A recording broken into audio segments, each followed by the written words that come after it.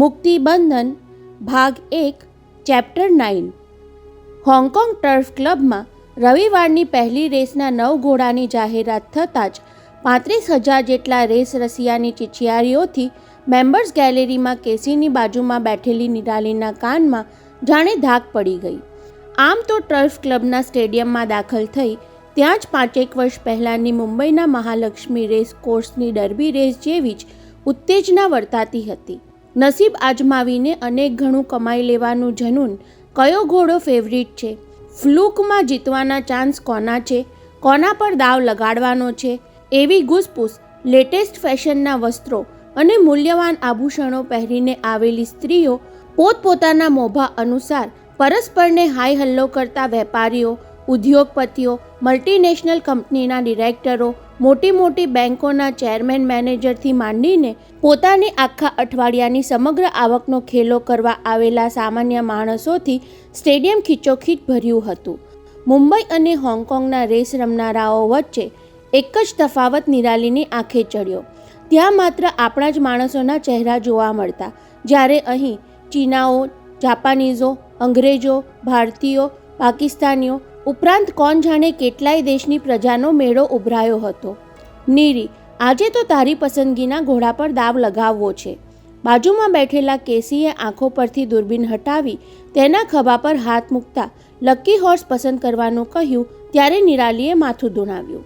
નહીં કેસી, મુંબઈની એક રેસમાં હું ઘણું બધું હારી ચૂકી છું. બસ ત્યાર પછી રેસકોર્સ જવાનું બંધ કરી દીધું.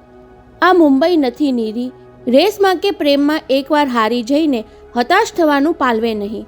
જોખમ ખેડીને દાવ લગાડનારા જ કાંઈક હાંસલ કરી શકે છે, કહી તેના હાથમાં દૂરબીન સોંપી દીધું. જો પહેલી રેસના 9 ઘોડા આપણી સામે ઊભા છે, સામેના બોર્ડ પર દરેકનું નામ દર્શાવ્યું છે. તું નામ બોલ, એ ઘોડા પર 1,000 HK ડોલર લગાડી દઉં. નામથી કોઈ ઘોડાને હું ઓળખતી નથી. કયો જોકી જોરદાર છે એ જાણતી નથી. દૂરબીનમાંથી 9 ઘોડાનું અનિચ્છાએ નિરીક્ષણ કરતી એ કહેવા લાગી. અહીં દાખલ થઈ ત્યારથી જ એક નામ અનેકની જબાનેથી સાંભળવા મળ્યું. કદાચ એ જોકી કે હોર્સ ફેવરિટ હશે. કયું નામ? જોસ. સાંભળીને કિશન મીરચંદાની ખડખડાટ હસી પડ્યો. અરે, જોસ તો કાંઈ ઘોડો કે જોકીનું નામ નથી, માત્ર રેસકોર્સ જ નહીં, અહીં ડગલે ને પગલે તને એ શબ્દ સાંભળવા મળશે નીરી. જોસનો અર્થ થાય છે નસીબ. ઓહ, છોભેલું હસતી એ તેની સામે જોઈ રહી. મેં કેવો છબરડો વાળ્યો. નેવર માઇન્ડ, તેનો ખભો થપથપાવતો કિશન બોલી ઉઠ્યો. મેં પણ હોંગકોંગમાં આવીને સૌથી પહેલો છબરડો એ જ વાળ્યો હતો. અહીં અંગ્રેજી કે બીજી ભાષામાં વાત કરનારા ચીની શબ્દ જોશનો ભરપૂર ઉપયોગ કરે છે. નોકરી માટે જે માણસને હું પહેલો મળ્યો એણે કહ્યું કે તરક્કીનો આધાર તારા જોશ પર રહે છે. ત્યારે સમજ્યા વગર હું બોલી ઉઠ્યો કે જોશ દેખાડવામાં હું જરાય પાછો નહીં પડું, અને એ પણ ખડખડાટ હસી પડેલો. બસ ત્યારથી હું સમજી ગયો કે હોંગકોંગ એટલે માણસના જોશના દરવાજા ખોલી આપનારો દેશ. એ જ વખતે સામેના વિરાટ ઇલેક્ટ્રોનિક ટોટલાઇઝર બોર્ડ પર દાવ પર લાગતી જતી રમતના આંકડા ઝડપભેર વધતા જતા હતા. $2 લાખ, $2.25, $2.5. નીરી, જલ્દી કર, પહેલી રેસ થવાને હવે 7-8 મિનિટ જ બાકી છે. કોઈ પણ ઘોડાનું નામ બોલી નાખ. નામ નહીં તો નંબર કહીશ તો પણ ચાલશે, પ્લીઝ. તેના એ પ્લીઝના પ્રતિસાદ રૂપે નિરાલીના હોઠ પર એક આંક સરી પડ્યો. 7. વેરી ગુડ કહેતો કિશનચંદ ઝડપભેર હોંગકોંગ ડોલરની 100-10 નોટો ગણતો 7 નંબરના ઘોડા પર દાવ લગાવવા દોડી ગયો. ઓ ગોડ! તેના ગયા પછી એકલી પડેલી નિરાલીના મોંમાંથી ઉદ્ગાર સરી પડ્યા. તેને યાદ આવ્યું, 7 નંબર તો જીમીનો ફેવરેટ હતો. એ કહેતો, પહેલી રેસ મને 7 નંબરના ઘોડાએ જીતાડી હતી. નિરાલીથી હળવો નિશ્વાસ નંખાઈ ગયો. કુતૂહલ ખાતર આંખે દૂરબીન લગાવી 9 ઘોડા પર તેને નજર ફેરવવા માંડી. 7મો નંબર આવ્યો ત્યારે બારીક નિરીક્ષણ માટે દ્રષ્ટિ સ્થિર કરી દીધી. 7 નંબર પર સવાર થયેલ જોકી માટે વિના કારણ તેને આત્મીયતા જાગી ગઈ. ના, એ જીમ્મી જેવો તરવરિયો દેખાતો ન હતો, પણ રેસમાં ઉતરતા પહેલાનો તણાવ પણ તેના ચહેરા પર વર્તાતો ન હતો. કદાચ સ્વભાવથી એ જીમ્મી જેવો હશે. જીમ્મીની જેમ એ પણ માનતો હશે કે ઘોડા પર સવાર થયા પછી મગજ પર ટેન્શનને સવાર થવા દેવું નહીં. નીરી, તને દાદ દેવી પડશે. મેમ્બર્સ ગેલેરીની ભીડ વચ્ચેથી રસ્તો કરીને આવી પહોંચેલા કિશનચંદે હાંફતા શ્વાસે કહ્યું. 7 નંબર ઘણાને લકી લાગે છે. સામે બોર્ડ પર જો, ટોટલ $35 લાખ પહોંચી ગયો. દરેક પંટરે ઓછામાં ઓછા $10 રમવા પડે. હોંગકોંગની વસ્તી 55 લાખની ગણીએ તો નાના નાના બાળકોને બાદ કરતાં અહીં વસતા પુખ્ત વયના દરેક સ્ત્રી પુરુષોના માથાદીઠ $1 દાવામાં મુકાઈ ગયો. અને હજુ તો આ પહેલી રેસ છે. એ જ વખતે VIP બોક્સમાંથી રેસ શરૂ કરવાનો કોઈનો ઈશારો મળતા 9 ઘોડાની સામેના દરવાજા એકસાથે ખુલી ગયા અને આખા સ્ટેડિયમમાં દેકારો મચી ગયો. દરેક માણસ પોતાના નસીબના દ્વાર ઉઘાડવા માટે પોકાર પાડતો હોય તેમ જાત જાતના શોરબકોરથી વાતાવરણ ગુંજી ઉઠ્યું.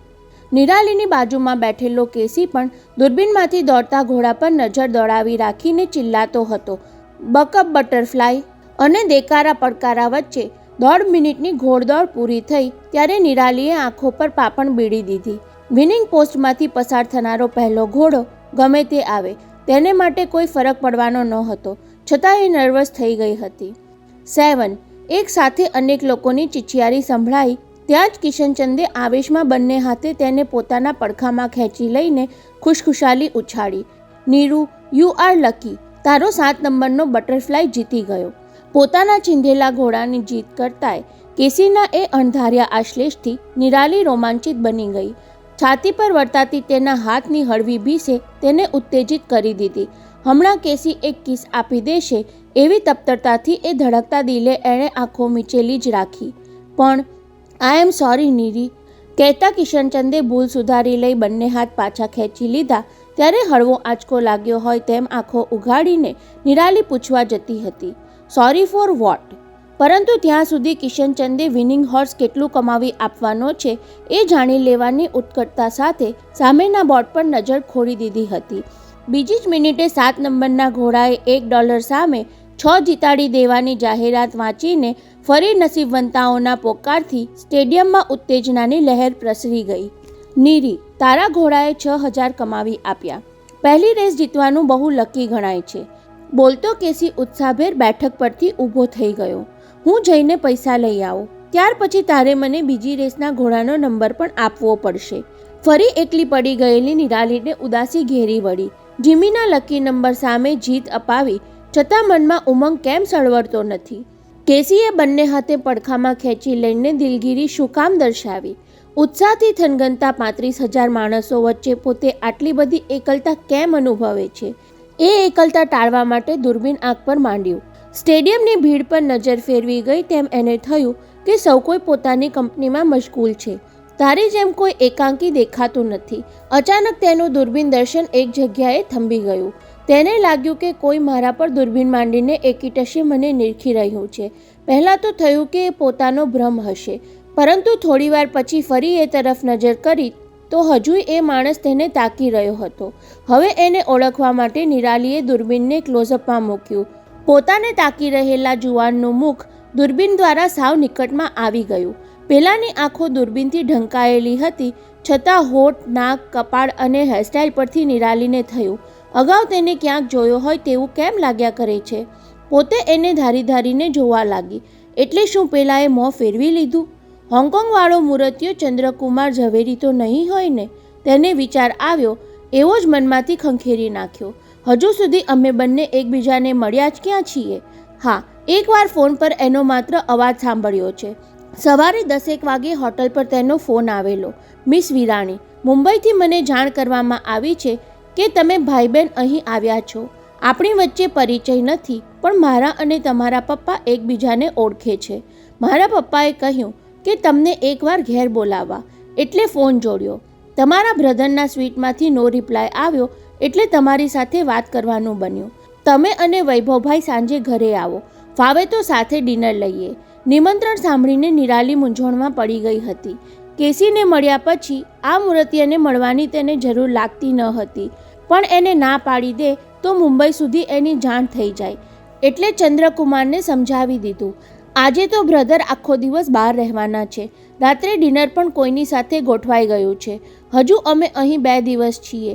મોટા ભાઈને કહી એકવાર તમારે ત્યાં આવી જવાનું જરૂર ગોઠવીશું. તેના બદલામાં પેલાએ પોતાના ઘર ઓફિસના ટેલિફોન નંબર લખાવી એટલું જ કહ્યું હતું. તમારી કન્વિનિયન્સ પ્રમાણે નક્કી કરીને મને જણાવજો. શું એ ચંદ્રકુમાર ઝવેરી પણ અહીં રેસમાં આવ્યો હશે? કદાચ મુંબઈવાળાઓએ એને મારો ફોટો મોકલ્યો હોય અને અહીં હું એની નજરે ચડી ગઈ હોઉં. એના સિવાય મારામાં આટલો બધો રસ લેનાર બીજું અહીં કોણ હોય? એ વિચાર આવતા તેને દ્રાસકો પડ્યો. તો કેસીએ મને 2 હાથે પડખામાં ખેંચી લીધી. એ પણ તેણે દૂરબીનમાંથી જોઈ લીધું હશે. એવું હોય તો એક રીતે સારું જ થયું.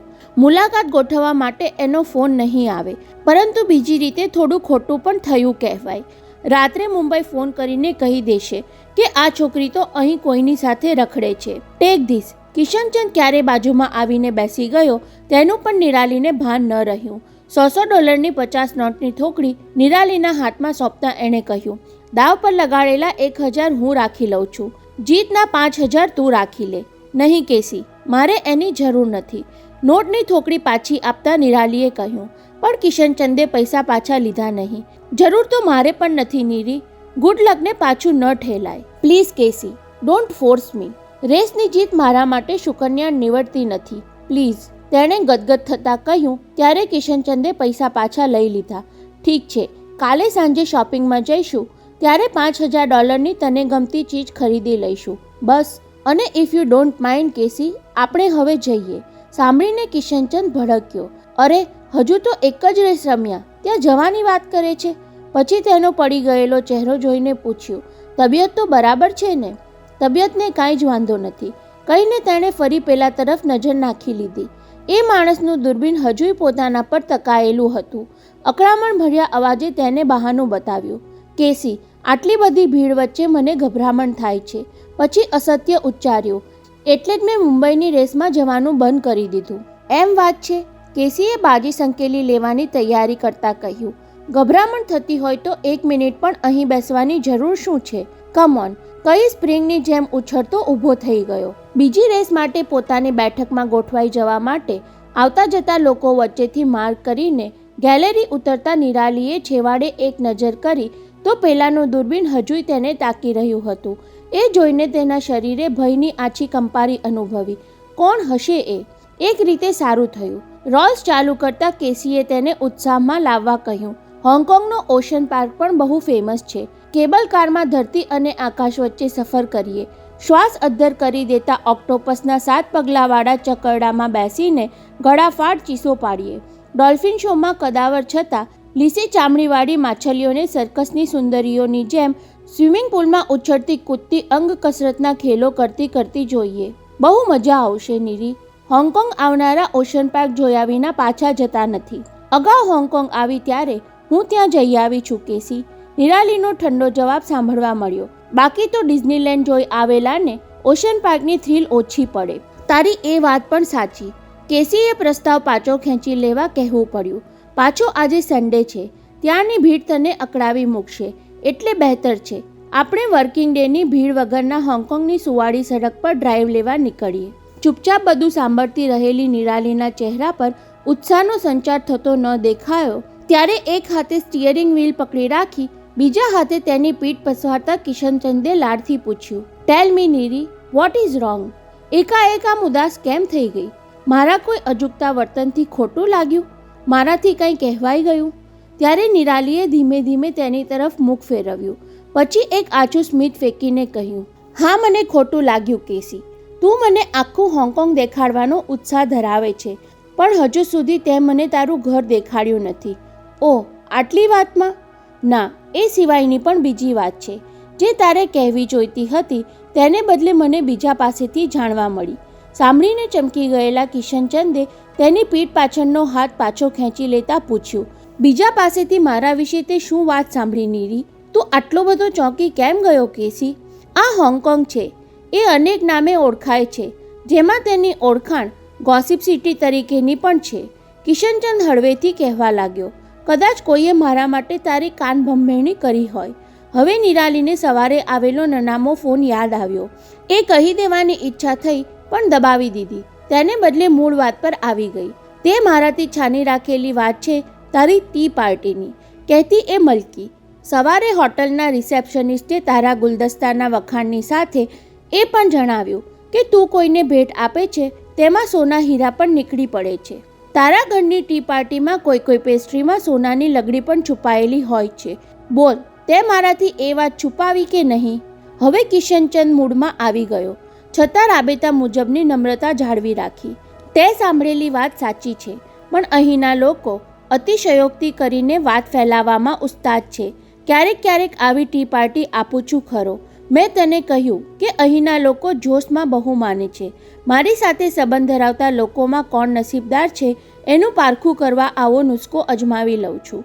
મને થયું કે આવી વાત મારા મોઢેથી સાંભળીને તને બળાશ જેવું લાગશે. આપણને ગમતા માણસની બળાશ સાંભળવી પણ ગમે છે કેસી.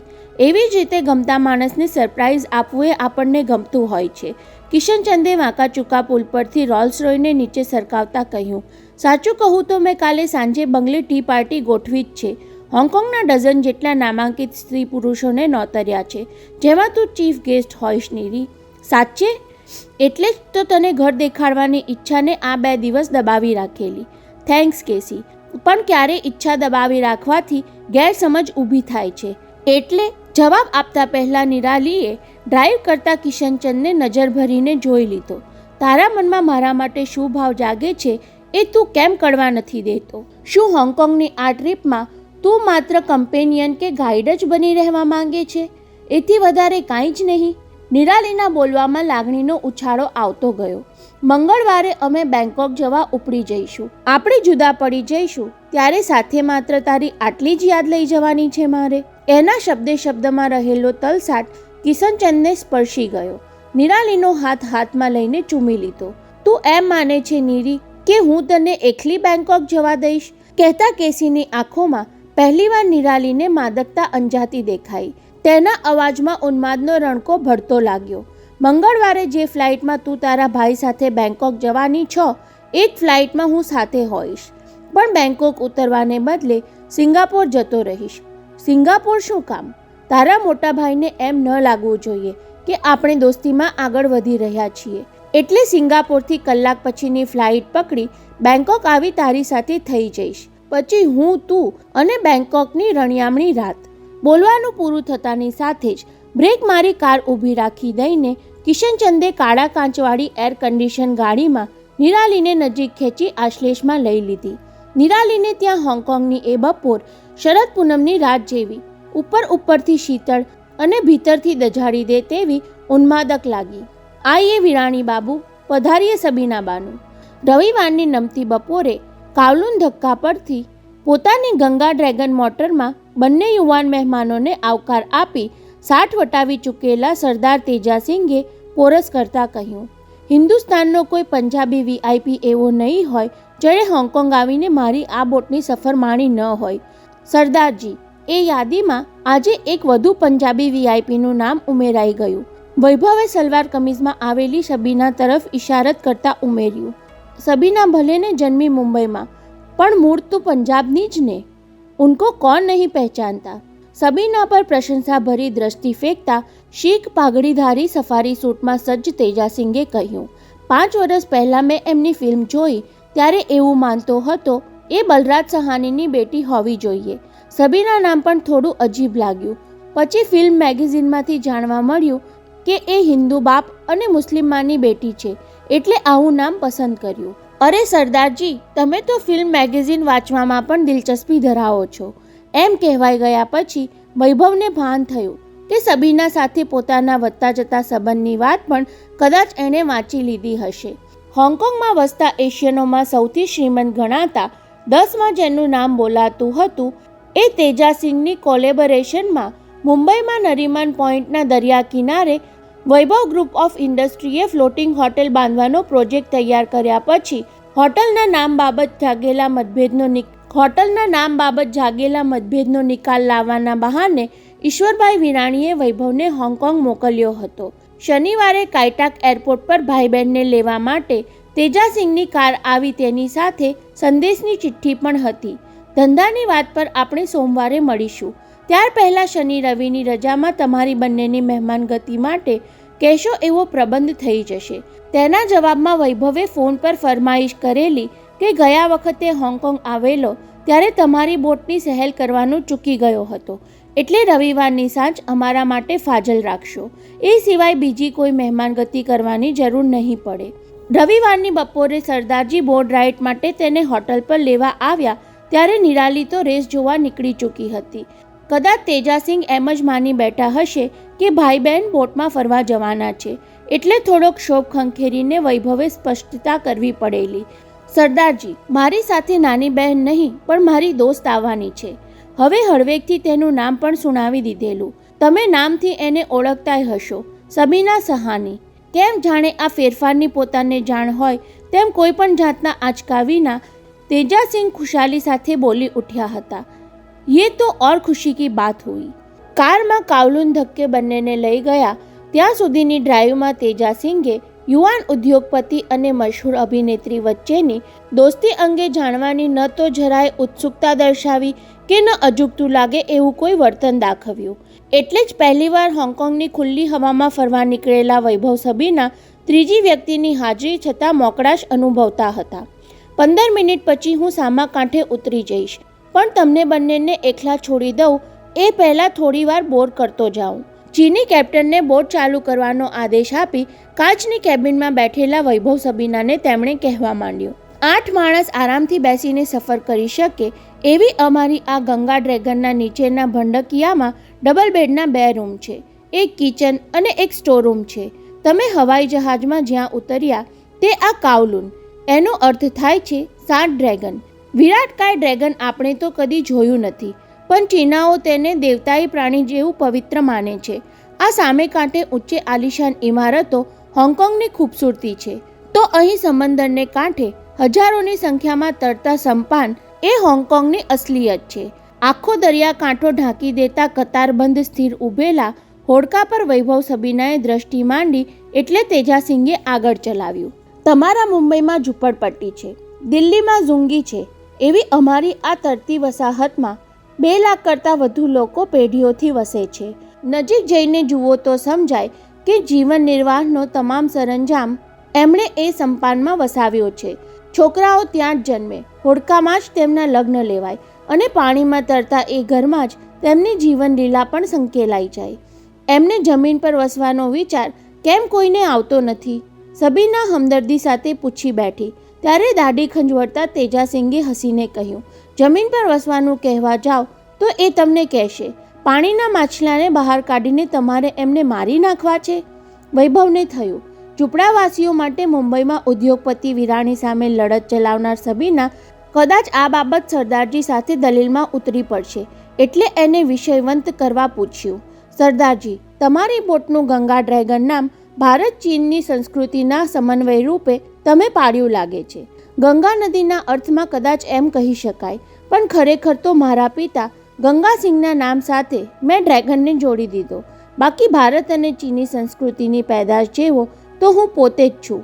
એ કઈ રીતે? વૈભવથી પૂછાઈ ગયું. નહીં સમજાય, તેજાસિંહે મલકીને કહ્યું.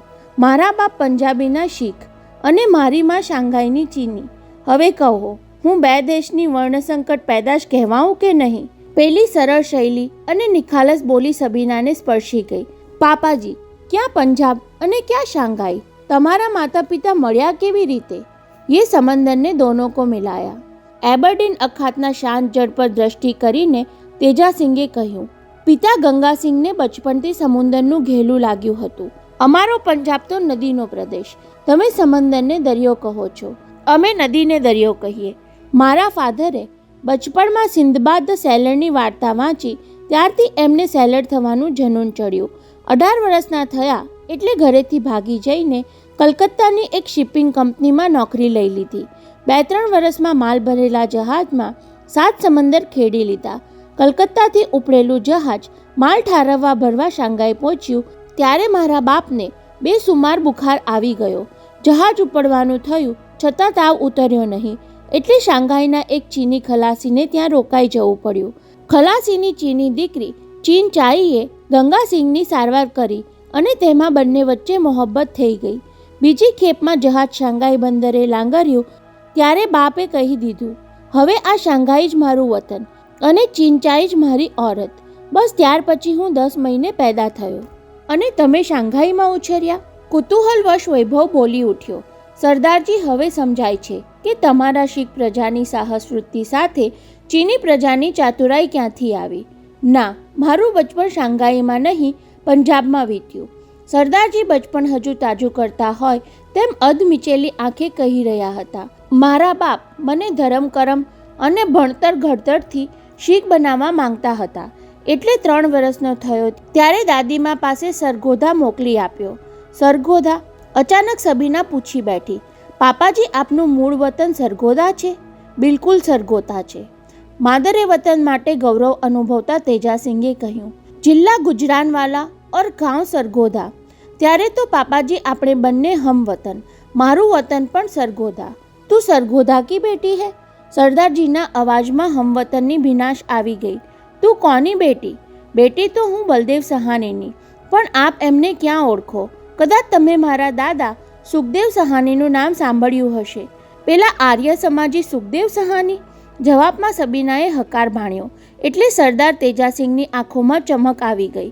ક્યાં બાત કરતી હે કુડી? અચરજ ભાવ સાથે તેમના ઉદ્ગારમાં પંજાબી સંબોધન ઉછળી પડ્યું. ત્યારે તો મારા ગામની જ નહીં, મારા મોહલ્લાની બેટી થઈ. પંડિત સુખદેવ સહાનીના મંદિરવાલા કતારમાં જ અમારું ઘર હતું. બહોત બડા નામ થા સુખદેવજી કા. બોલતા બોલતા તેજાસિંહ ભાવભોર બની ગયા. સવારે ઉઠીને સુખદેવ પંડિતનું મોં જોનારાનો આખો દિવસ સુખમાં જાય. હું રોજ ઉઠીને એમને ઘર પહોંચી જતો. સુખદેવજીના દર્શન કરવા નહીં, પણ લડ્ડુનો પ્રસાદ ખાવા. કહી એમણે સબીનાના માથા પર હાથ મૂકી દીધો. તું તો હમારી બેટી નિકલી સબીના. फिर भी एक बात समझ में नहीं आई. તારા દાદાજી ચુસ્ત આર્ય સમાજી, છતાં એમણે એના બેટાને એટલે કે તારા બાપને મુસ્લિમ ઓરત સાથે શાદી કરવા કેમ દીધી? સરદારજીએ પૂછ્યું તો હતું જિજ્ઞાસાવશ, પણ એ સવાલે અચાનક સબીનાના મુખભાવ પલટાવી નાખ્યા. એની ગરદન સહેજ ઝૂકી ગઈ. જાને દો યે બાત. સબીનાના મનોભાવ પામી ગયેલા તેજાસિંગે વાત વાળી લેવા વૈભવ તરફ જોઈ કહ્યું. વિરાણી બાબુ, તમારા પિતાનું નામ આજે દેશભરમાં મશહૂર છે. એટલું જ આ છોકરીના દાદાનું નામ પૂરા પંજાબમાં મશહૂર હતું. એક ધર્મિષ્ઠ વિદ્વાન સાથે એક ધનિક ઉદ્યોગપતિની આ સરખામણી વૈભવને બંધ બેસતી ન લાગી, છતાં એક કારણસર એ જચી ગઈ. કદાચ સબીના સાથે સંબંધ બાંધવાના સંજોગો સર્જાય તો ડેડી પર આ સરદારજીની વાતોનો જરૂર પ્રતિભાવ પાડી શકાશે. મને બરાબર યાદ છે વિરાણી બાબુ. સરદાર તેજાસિંહને એ દિવસની યાદો ચળવળવામાં સ્વાદ આવતો હોય તેમ બોલી ગયા. દેશના ભાગલા પડ્યા ત્યારે ગુજરાનવાલા હિન્દુ શીખોને આ છોકરીના દાદાએ જ હિજરતની આગેવાની લીધી હતી. હું ત્યારે 20 વર્ષનો હોઈશ. અલગ અલગ જૂથમાં અમને સલામત સરહદ પાર કરાવીને છેલ્લે સુખદેવજી પોતે પરિવાર સાથે લાહોર ગયેલા. બેટી સબીના, हम उसका बदला तो नहीं चुका सकते, मगर कभी मैं तुम्हारे काम में आ सकूं तो मुझे जरूर याद करना. ये बंदा एक बाप की तरह तुम्हारे पास पहुंच जाएगा. ત્યારે સબીનાની આંખોમાં ઝળઝળિયા આવી ગયા. और याद रखना, हमें शादी में बुलाना भूलना नहीं. સાંભળતા સબીના વૈભવની નજર મળી અને એ જ વખતે ગંગા ડ્રેગન બોટનું એન્જિન ઓફ થયું. જજબાતના એ માહોલથી બહાર આવતા સરદારજીને અડધી મિનિટ લાગી. પોતાની સામે કાંઠે લઈ જવા માટે આવતી નાની બોટ જોઈને અચાનક યાદ આવ્યું હોય તેમ એ બોલી ઉઠ્યા. વિરાણી બાબુ, મને થાય છે કે તમારા બંનેથી છૂટા પડતા પહેલાં અત્યારે જ આપણે એ વાતનો ફેસલો શું કામ કરી ન નાખીએ. સાંભળીને વૈભવ ચોંક્યો. સરદારજી અમારી બંનેની શાદીના ફેસલા માટે કહી રહ્યા છે? મુંબઈની ફ્લોટિંગ હોટેલના નામ બાબતનો ફેસલો આપણે કાલ પર મુલતવી શું કામ રાખવો? કહેતા એમણે સફારીના ખિસ્સામાંથી બોલપેન અને એક કાગળ કાઢ્યો. બેટી સબીના, અમારા વચ્ચેનો મતભેદ તો બહુ મામૂલી છે, છતાં આટલો જ મહત્વનો પણ છે. સબીનાએ પ્રશ્નસૂચક નજરે તેમની સામે જોયું. શું મતભેદ છે? વિરાણી શેઠ કહે છે કે હોટલનું નામ વૈભવ તેજ રાખવું અને હું કહું છું કે નામની શરૂઆત તેજથી થવી જોઈએ, એટલે કે તેજ વૈભવ નામ રાખવું જોઈએ. હવે એનો ફેસલો તારે કરવાનો છે. મારે? હા, તને મેં બેટી કહી છે એટલે તારો ફેસલો મને મંજૂર. પરંતુ એમાં તો મારે તમારા બેમાંથી એકનું દિલ દુભાવવા જેવું થાય પાપાજી. નહીં બેટી સબીના, હું અડધો ચીની છું અને ચીની પ્રજા જોશમાં અપાર આસ્થા ધરાવે છે. અહીં તેમણે કાગળની 2 કાપલી કરી તેના પર બંને નામ લખ્યા, વૈભવ તેજ અને તેજ વૈભવ. પછી બંને કાપલીની ગળી વાળી 2 હાથના ખોબામાં ચિઠ્ઠીને હલાવી સબીના સામે જમણા હાથની હથેળી ધરી દીધી. હવે કોઈ પણ એક ચિઠ્ઠી ઉઠાવી લે બેટી. ત્યારે સબીના મૂંઝવણમાં પડી ગઈ. તેણે વૈભવ સામે જોયું. નજરથી એણે જાણે પૂછી રહી હતી, મારા હાથે ઉપાડેલી ચિઠ્ઠીનો ફેસલો તારા ડેડી મંજૂર રાખશે ખરા? જવાબમાં વૈભવ થોડું હસ્યો, જાણે કહેતો હોય, હું તો તારી સાથે મારું નસીબ જોડવા તૈયાર થયો છું, તો પછી બીજા કોઈની આનાકાનીનો વિચાર શું કામ કરે છે? ત્યારે સબીનાએ આંખો મીચી દઈ સરદાર તેજાસિંગે ધરેલી હથેળીમાંથી એક ચિઠ્ઠી ઉપાડી લીધી. પછી આંખો ઉઘાડી સ્મિત ફરકાવીને એ ચિઠ્ઠી સરદારજીને આપવા જતી હતી, પણ તેજાસિંગે બાકી વધેલી ચિઠ્ઠીનો ઘા પાણીમાં પધરાવી દેતા કહ્યું, નહીં, એ તું તારા હાથે જ ખોલીને વાંચ. મારે તારી જબાનથી મુંબઈની અમારી ફ્લોટિંગ હોટલનું નામ સાંભળવું છે. અને સબીનાએ ધ્રુજતા હાથે ચિઠ્ઠી ઉખેડી. તેમાં લખેલું નામ વાંચતા પહેલા વારાફરતી બંને સામે જોઈ લીધું. પછી નાજુક હોઠ પરથી એ નસીબવંતું નામ ઉચ્ચાર્યું, વૈભવ તેજ. સાંભળીને વૈભવ અને તેજાસિંહ ક્ષણભર સ્તબ્ધ થઈ ગયા. ચિઠ્ઠીમાંથી નીકળેલા ચુકાદાનો પ્રતિભાવ આપવાની પહેલ સરદારજીએ જ કરી. શાબાશ બેટી, કહેતા ઊભા થઈ જઈ તેજાસિંગે બંને હાથમાં તેનું માથું પકડી નીચા નમીને સબીનાનું કપાળ ચૂમી લીધું. ઉંમરલાયક બેટી આખરે તો પરાઈ જ ગણાય. પછી વૈભવ તરફ ફરીને ઉમેર્યું, બાબूजी, अगर वीरानी शेठ ठीक समझे तो होटल का नाम वैभव सबीना रखिए. ऐसा होगा तो मुझे शायद खुशी होगी. સાંભળીને વૈભવ લુક્કું હસ્યો. સબીના આડું જોઈ ગઈ અને એ જ વખતે સરદાર તેજાસિંહને લેવા આવેલ બોટ હળવા થડકા સાથે ગંગા ડ્રેગન સાથે અફળાઈ. અચ્છા તો હમ ચલતે હૈ. બહુ ખુશ થઈને જતા હોય એવી શૈલીમાં બોલતા સરદારજી સ્મૃતિભેર નાની બોટમાં કૂદી ગયા. તેમના ભારથી હાલક ડોલક થતી બોટમાં સંતુલન જાળવી લીધા પછી એમણે બંનેને કહ્યું, કોઈ પણ મામલામાં કૂદી પડનારા સમતોલપણું ગુમાવે નહીં તો આખરે બેડો પાર થયા વિના રહેતો નથી. એ અનુભવવાણી સાંભળી વૈભવ સબીનાએ સૂચકપણે એકબીજા સામે જોઈ લીધું. ત્યાં સરદાર તેજાસિંગે આવજોની મુદ્રામાં હાથ ઊંચો કરી વિદાય લેતા પહેલાં ફરી બોલી ઉઠ્યા, કેપ્ટનને મેં કહી રાખ્યું છે, પાણીમાં સહેલ કરાવી એ તમને આખું હોંગકોંગ દેખાડશે. ભૂખ લાગે ત્યારે કિચનમાં ભાવતું ભોજન પણ તૈયાર હશે. કિનારે પાછા ફરો ત્યાં સુધી આ ગંગા ડ્રેગન તમારી જ છે એમ માનીને મોજ કરજો. આથમતા સૂર્યના અજવાળામાં વૈભવ સબીના સરદારજીને દૂરને દૂર સરકતા જોઈ રહ્યા. એ દેખાતા બંધ થયા ત્યારે સબીનાથી હળવો નિશ્વાસ નંખાઈ ગયો. દુનિયા પણ કેવી અજીબ છે. જેણે મને જન્મ આપ્યો એ સગીમાં મને 8 વર્ષની મૂકીને પરપુરુષ સાથે નાસી ગઈ, અને જેણે જિંદગીમાં પહેલીવાર મળી એ એક અજાણ્યા બુજુર્ગે માત્ર સરઘોરા નામને નાતે અડધા કલાકની ઓળખાણમાં સાચા દિલથી મને બેટી બનાવી લીધી. બોલતા બોલતા એની આંખો હર્ષ શોકના આંસુથી ઉભરાઈ આવી. Good morning sir. સવારે 11:15 વાગ્યે ઈશ્વરભાઈ વિનાણી ઓફિસમાં દાખલ થયા એટલે કામચલાઉ સેક્રેટરી ડોલી મર્ચન્ટે હસીને આવકાર આપ્યો ત્યારે બોસનું મોં સહેજ બગડી ગયું. 3 વર્ષથી ગુડ મોર્નિંગ ગ્રુપના અખબારો તેમની સામે પડી ગયા ત્યારથી ઈશ્વરભાઈને ગુડ મોર્નિંગ શબ્દની એલર્જી થઈ ગઈ હતી. તેમનો આ અણગમો જાણનારાઓ તો સવારે મળે અથવા ફોન કરે તો ફાઇન મોર્નિંગથી જ અભિવાદન કરતા, પરંતુ ડોલી બિચારી નવી હતી એટલે ભૂલથી તેમની દુખતી નસ દબાવી બેઠી અને તેમના બગડેલા મોઢાનો જુદો અર્થ કરી ખબર પણ પૂછ્યા, સર હવે આપની તબિયત કેમ છે? ફાઇન, વેરી ફાઇન, કહી ખુરશીમાં બેઠક લઈ કહેવા ખાતર ઉમેર્યું. રવિવારે આરામ કર્યો એટલે બધું બરાબર થઈ ગયું. સર, કલકત્તાથી મંજુષા દેવીનો ફોન હતો. ડોલીએ જાણ કરી છતાં ઈશ્વરભાઈએ ટેબલ પર પડેલા અગત્યના પેપર્સમાંથી નજર ઊંચી કર્યા વિના સાંભળી લીધું. મેં કહ્યું કે બોસને કાંઈ સંદેશો આપવો હોય તો કહો, પણ એ આપની સાથે જ વાત કરવા માંગતા હતા, કહીને ડોલીએ હળવેકથી ઉમેર્યું. કાંઈક અંગત બાબત હતી એટલું જ એ બોલી ગયા. અંગત બાબત? ઈશ્વરભાઈની ડોક ઊંચી થઈ ગઈ.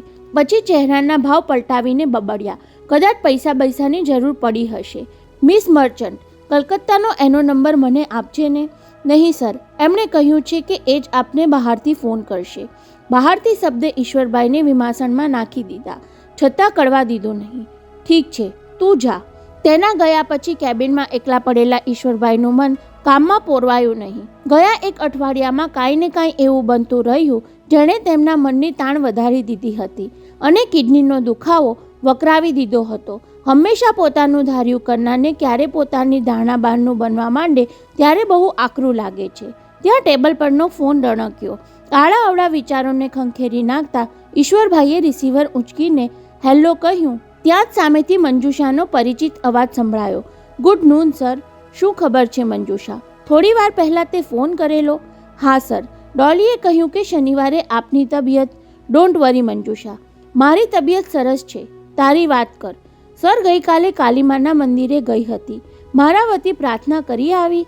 હા સર. ત્યાં એક માણસ મળી ગયો. મંજુષાએ રણકો બદલ્યો. એ બિચારો લકવાથી પીડાતો હતો. ઈશ્વરભાઈને થયું કે આવું કહેવા માટે મંજુષાએ ફોન કર્યો હશે.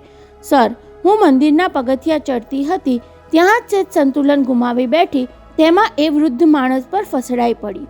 ઊભા થતાં મેં માફી માંગી તો એ બંગાળીમાં કહેવા લાગ્યો, તારા એક પગે ખોડ છે તો મારા બંને હાથમાં લકવો લાગ્યો છે.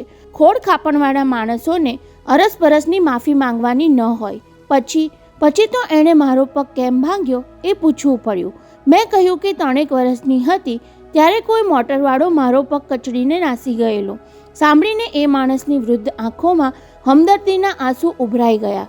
મને પૂછવા લાગ્યો, કેટલા વર્ષ પહેલાં પગ કચડાઈ ગયો હતો? તું ક્યાં રહેતી હતી? આટલું સાંભળતા જ ઈશ્વરભાઈના હૃદયના ધબકારા વધી ગયા. અને મંજુષા, તે એને બધું કહ્યું? હા સર. મારી વાત સાંભળતો ગયો તેમ વધુને વધુ રડતો ગયો. પહેલાં તો મને થયું કે મારા પ્રત્યેની સહાનુભૂતિનું એ રુદન હશે, પણ પછી મને શંકા પડી. શું શંકા પડી મંજુષા? મને થયું કે કદાચ એ માણસે મારો પગ કચડી નાખ્યો હશે. એના પસ્તાવામાં એ ચોધાર આંસુએ રડતો હશે. તે એવું કેમ માની લીધું? એટલા માટે કે કોઈ મોટા શેઠને ત્યાં કાર ડ્રાઈવર હતો. એણે જ કહ્યું કે 4 વર્ષ પહેલાં લકવામાં બંને હાથ ખોટા પડી ગયા એટલે શેઠે ડ્રાઇવિંગ છોડાવી દીધું, પણ પગાર ચાલુ રાખી એને બંગલાના ગેરેજમાં રહેવાની સગવડ કરી આપી. કયા શેઠને ત્યાં એ કામ કરતો હતો? આ સવાલ પૂછતી વખતે જવાબ સાંભળતા પહેલાં ઈશ્વરભાઈની છાતી ભીસાવા લાગી, પણ મંજુષાના અવાજે તેમને આંચકામાંથી ઉગારી લીધા. સર, હું એ પૂછ્યું તે પહેલાં એણે મને કંઈક વિચિત્ર લાગે એવી પૂરછા કરી. શું એ કહે કે તારો પગ કચડી નાખનાર કોણ હતો એની તને જાણ થાય તો તું તેને શું કરે? એટલું કહીને મંજુષા શ્વાસ ખાવા રોકાઈ. એટલી વારમાં ઈશ્વરભાઈનો શ્વાસ અદ્ધર થઈ ગયો, છતાં સ્વસ્થતા જાળવવાની કોશિશ સાથે સાંભળ્યા કર્યું. હવે સર, આપ જ કહો, આટલા વર્ષ પછી એ ઘાતકી માણસનો ભેટો થાય તો મારાથી એને શું થઈ શકે? મને પૂછવાને બદલે તું કહે કે તે એ માણસને શું કહ્યું. મેં તો સર એટલું જ કહ્યું કે હમણાં કાલીમાના મંદિરમાં જઈને એમની પાસે એટલું જ માંગી લઉં કે મારી આવી હાલત કરનારને તું એવો જ બદલો આપજે, જેથી તેને ખ્યાલ આવે કે અપંગ અવસ્થા કેવી કરુણાજનક હોય છે. કહીને મંજુષાએ ઈશ્વરભાઈને પૂછ્યું, સર, મેં બરાબર કર્યું ને? તું વારે વારે મને પૂછવાનું રહેવા દે મંજુષા. પહેલાં એ કહે કે માણસનું નામ તે પૂછ્યું કે નહીં? નામ તો પૂછ્યું, પણ ઠેકાણું પૂછવાનું રહી ગયું. હું દર્શન કરીને બહાર આવી ત્યાં સુધીમાં એ રામેશ્વર અદૃશ્ય થઈ ગયો. તે શું નામ કહ્યું એનું? રામેશ્વર? જી હા. મંજુષાનો નિસાસો ઈશ્વરભાઈના હૃદયને વિંધી ગયો. સર, માત્ર રામેશ્વર નામથી હવે આવડા મોટા કલકત્તામાં હું એને ક્યાં શોધવા જાઉં? ત્યારે જવાબ આપવાનું ઈશ્વરભાઈને ભારે પડી ગયું. પોતે મંજુષાનો પગ કચડી નાખ્યો ત્યારે બાજુમાં આ રામેશ્વર ડ્રાઈવર જ બેઠો હતો. આપ કેમ કાંઈ બોલ્યા નહીં સર? હું શું બોલું મંજુષા? ઈશ્વરભાઈનો અવાજ તરડાઈ ગયો. હવે આટલા વર્ષે એ બાબતમાં ઊંડા ઉતરીને તને શું લાભ થવાનો? લાભ નહીં તો નુકસાન પણ શું થવાનું સર? ભોળા ભાવે એ બોલી ગઈ. પછી તેના અવાજમાં અચાનક ધાર આવતી જતી ઈશ્વરભાઈને વર્તાઈ. મારો પગ કચડી નાખનારને એટલું તો ભાન થાય ને કે એની બેદરકારીએ મારા સંસારને કેટલી હદે ઉજાડી નાખ્યું. હું પતિ વગરની થઈ ગઈ. મારી ગોદ ખાલી રહી ગઈ. સ્ત્રીને માટે આ બે સુખથી વિશેષ બીજું જીવનમાં હોય છે શું? પરંતુ ઈશ્વરભાઈ કાંઈ જ પ્રતિભાવ આપી શક્યા નહીં. એમની આંખોના ખૂણા ભીના થવા લાગ્યા અને હૃદય ભીસાવા લાગ્યું. ઘણી વારે માંડ એટલું જ બોલી શક્યા, મંજુષા, તું મુંબઈ આવી જા, પછી આપણે રૂબરૂ ચર્ચા કરશું. ત્યાં સુધી બીજું બધું બાજુએ રાખી કાલી માની પૂજામાં મન પોરવી દે. આખરે તો ધાર્યું એમનું જ થવાનું. અને તેમણે વાતચીતનો દોર કાપી નાખ્યો, પરંતુ હૃદય પર જુબાતા ભયના ઓથારને હટાવી શક્યા નહીં.